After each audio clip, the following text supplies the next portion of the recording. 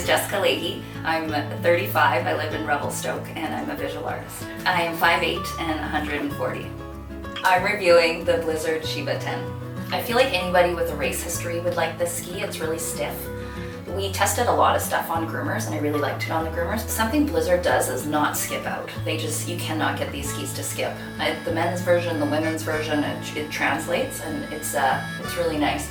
I did bring it up another day and I took it in some powder and it had great float, which I'm always surprised when a ski this stiff has such good float and agility as well. It was really fun. I really like this ski.